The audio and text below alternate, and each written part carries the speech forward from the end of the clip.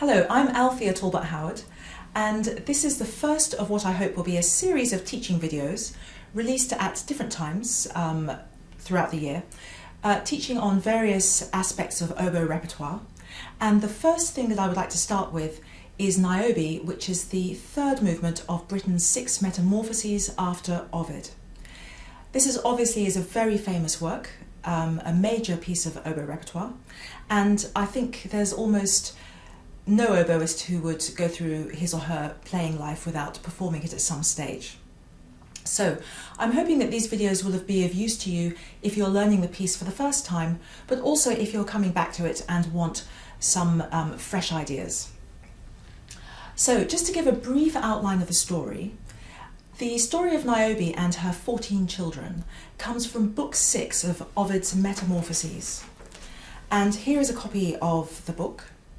Basically, Ovid was a Latin poet, and his dates were I think it's 43 BC to 17 AD, so he was contemporaneous with Christ, in fact. I mean, obviously he was older, but if you think of him from basically being the turn of the millennium, that's the period that he comes from. And the Metamorphoses was originally a very long poem based on Greek, Latin, Babylonian, and various other myths from the pagan era.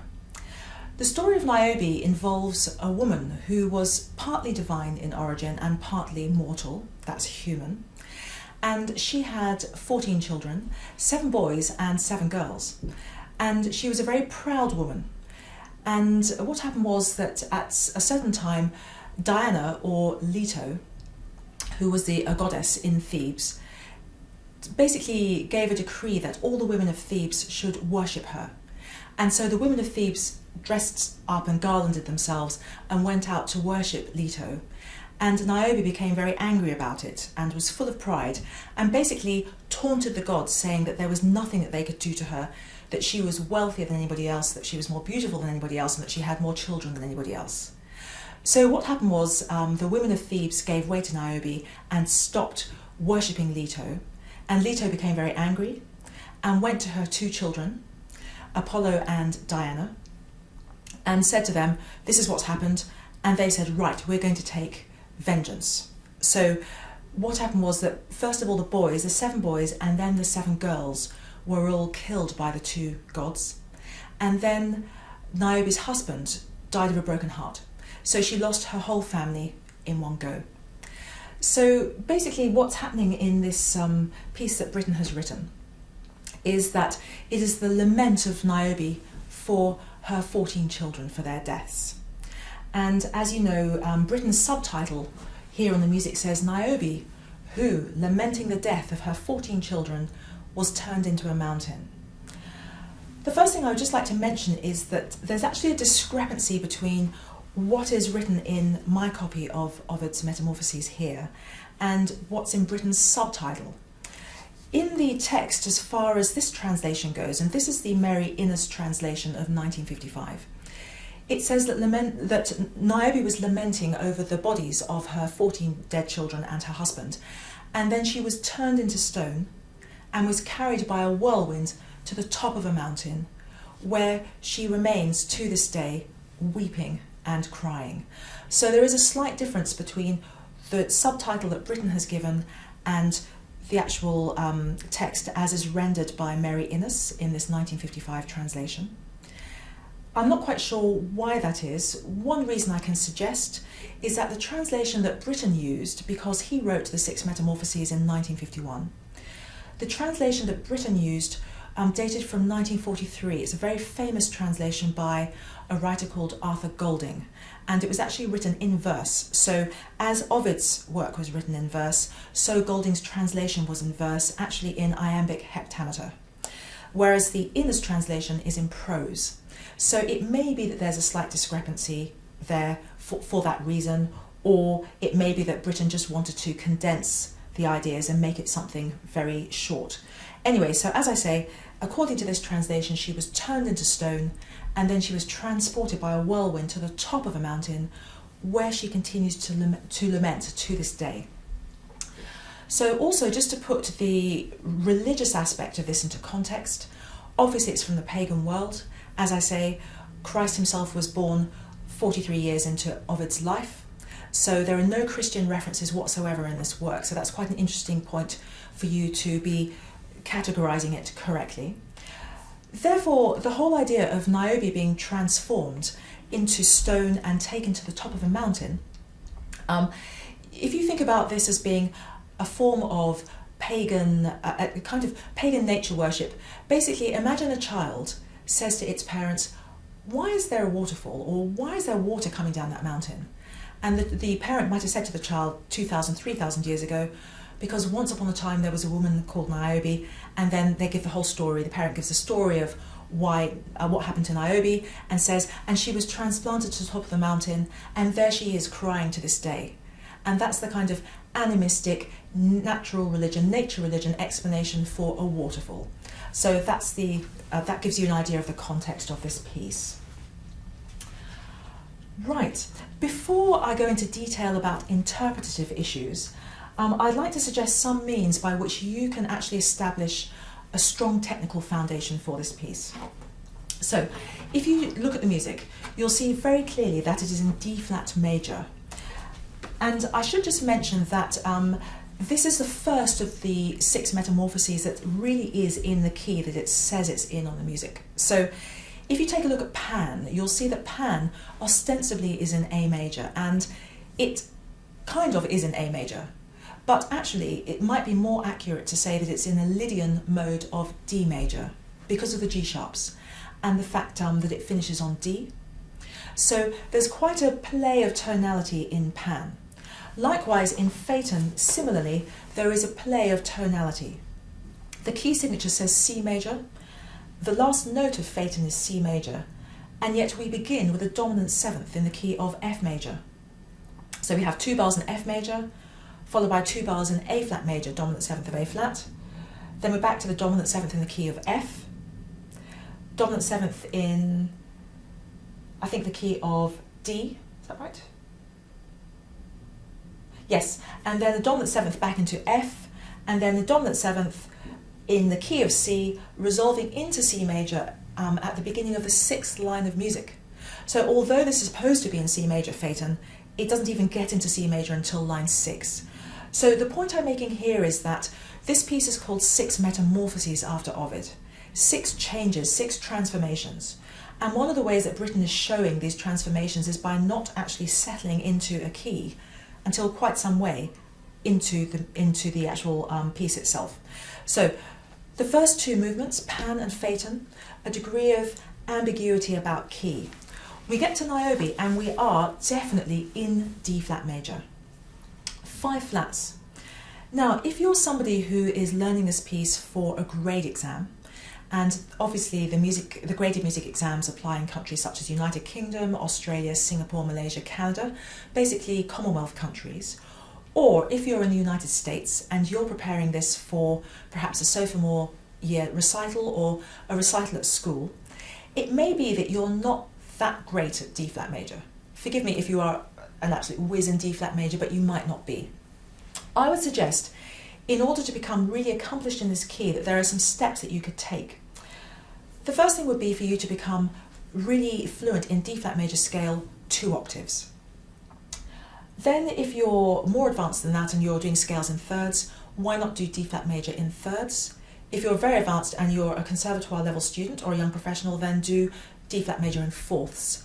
The reason for doing the scales in thirds and fourths is that there are a lot of intervals in this, and that will help you to negotiate and navigate those intervals with more evenness than if you're not very familiar with the key. The next thing that you can do is, in fact, perhaps this was the first thing you should have done, is to practice long notes in the key of D flat major. So let me just show you a book. If you're not very familiar with long note practice,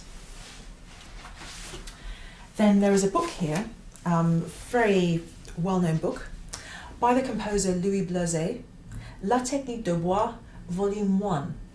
And inside it, in sections 6 and 7, you will find, I'm afraid this copy is very old and it's fallen to pieces, so please forgive that. Here's section 6, Sonority, Klang. Section 7, more of the same. Section 6 in particular is really useful because it features diminuendi from fortissimo to pianissimo, and in fact the whole idea of the very expressive diminuendo goes on throughout the 6 Metamorphoses, but there are some very exposed diminuendi in Niobe, particularly the very last one, which is on a top D flat. So good idea to practice your long notes. Moving on from long notes and scales, we've then got studies, and I would like to suggest that you also do some studies to go along with this. Oh, and also I didn't mention arpeggio, so don't forget D flat major, arpeggio, straight and in broken chords. Studies. 2 books of studies will be useful. The first one is Hinker, Elementary Method of the Oboe, and I suggest that you do the studies on page 35. Page 35, numbers 21 and 22, and both of those, this one's in D flat major, this says it's in B flat minor, but it isn't really. I mean, it starts off in D flat major and it's quite major, so why not do both of those and really get to grips with those studies. Once you feel that the Hinker are going well, if you haven't already covered the D flat major studies in Bleuze, so let's just show you that. This is Ferling Bleuze's 48 studies, 48 etudes. I suggest that you do the 2 D flat major studies here, numbers 41 and 42. So that will really get you going. That's Ferling studies numbers 41 and 42. And by the time you've done all of that, nobody will be able to say to you, you can't play well in D flat major. Okay. And I would just really recommend that you don't neglect the technical work because it will help a great deal with the execution of this piece. Okay, so before we look at the interpretation, I would like you just to pause the video for a moment when I've just explained what I want you to do. I would like you to number each bar with a pencil from the beginning. And what we've got is bars 1 through to 26. Be very careful in the middle, at the end of the 3rd line, there are actually 2 bars of 2/4 there, and it would be easy to skip over those. Those are bars 10 and 11. So if you start with bar 1 and finish with bar 26. Great, so having done that, let's talk about the interpretation of Niobe. Most important thing to begin with are the performance directions. So we've talked about what the piece is actually about. Performance direction, andante, crotchet equals 60, and there begins the controversy. Britten wrote 6 Metamorphoses after Ovid in 1951, and it wasn't until about 1957, 1958, that he actually gave metronome markings for the piece. And the reason for that is that he simply didn't give them, and he wanted the piece to be people to express themselves freely in the piece. But after the premiere was given, people started to have quite divergent interpretations of the piece, and I think that Britten felt it was becoming a little bit wayward, so he actually then gave some indications for metronome markings for each movement. However, it's often you'll find when you listen to recordings or when you watch videos that people's interpretations don't actually correspond with the metronome markings Britten gave. And one of the reasons for that is that in that 5 years before he gave the markings, a bit of a tradition arose of how the pieces, different teachers or different performers were playing at different speeds and perhaps taught them to their pupils at those different speeds. So I think the metronome markings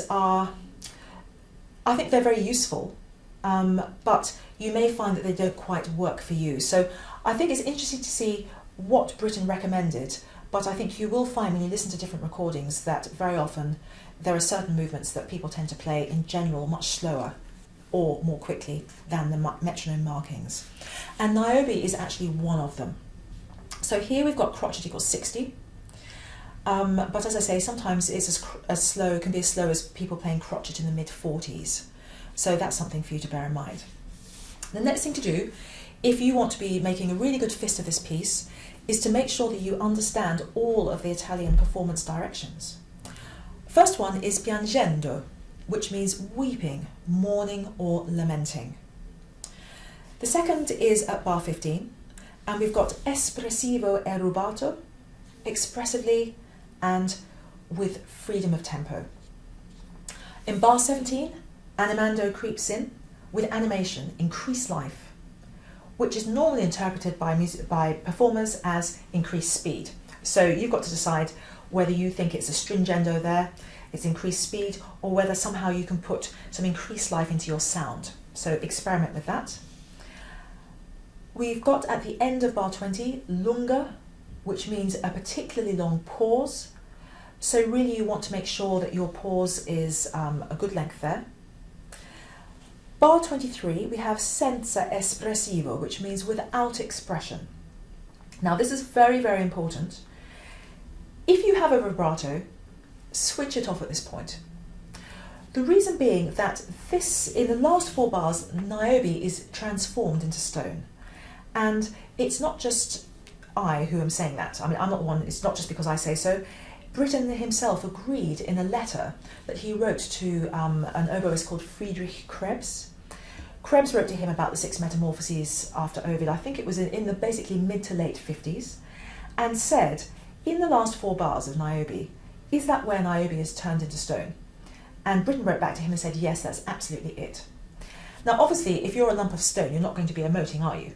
So if you've had a lovely vibrato that you've been using at different times, and you should as well, earlier in Niobe, this is the place where you have to lose all vanity about your playing. You cannot afford to think, oh, me and my lovely sound. You can't. It's pianissimo, and it must be completely without expression. So you're going to need a lot of support to keep the notes going, to keep the sound alive, but at the same time very quiet and very ethereal. So that's what happens at the end there. Right, coming back to the very beginning, the piangendo, the weeping and mourning. The way in which I like to approach this when I play this piece is to be playing a strong mezzo forte, which is what's said, with quite a strong accent, not a very aggressive accent such as one might use in Bartók, but a lot of support, a full accent, and with a lot of vibrato, and then to do the diminuendo. And every time that principal theme,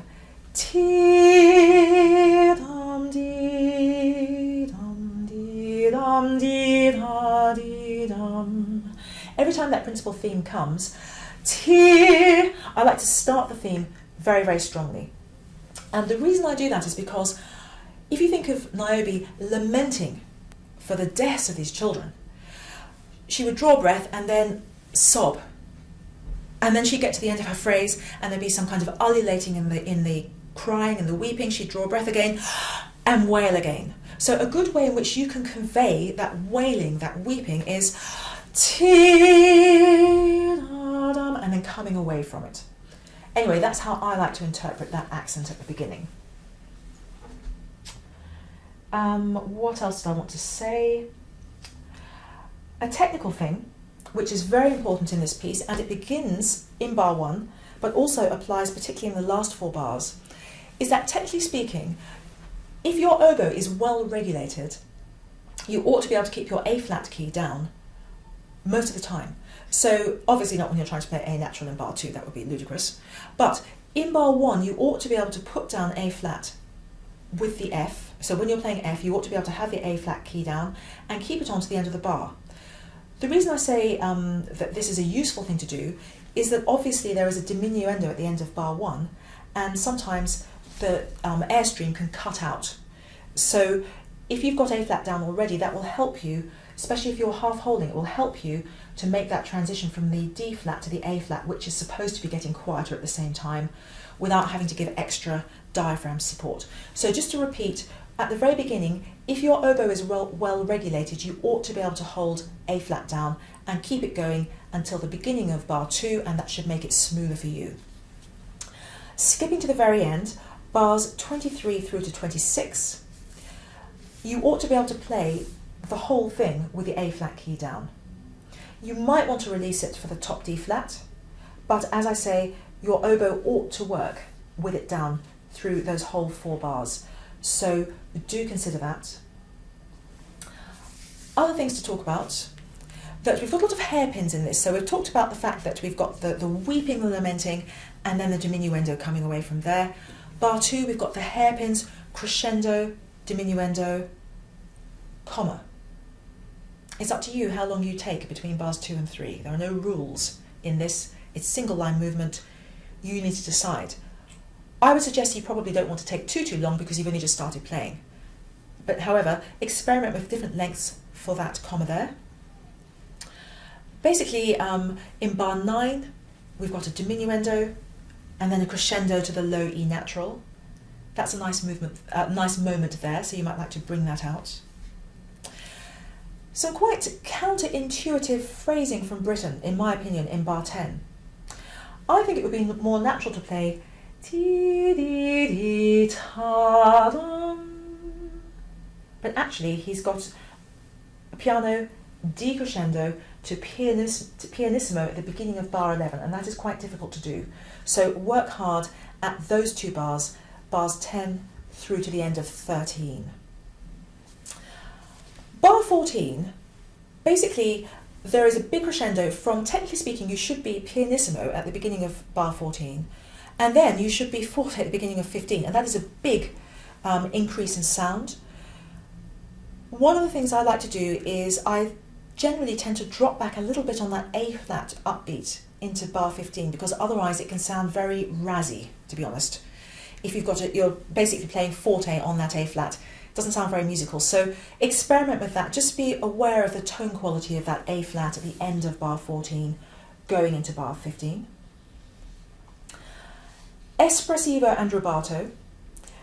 People tend to interpret these bars differently, and a jolly good thing too, because how boring it would be if we all did the same thing. So experiment with maybe moving forward a bit, pulling back a little bit, but don't move forward with real purpose until you get to the middle of bar 17 when it says animando. And that's if you decide that your animando means increased tempo there. So I think that covers most of the things in Niobe. I'm also recording another video that will give an overview of the whole work and talk about programming it, so how best you can program it, and also which movements go best with Niobe if you're wanting to play too. So all the very best, and I hope you found this video helpful.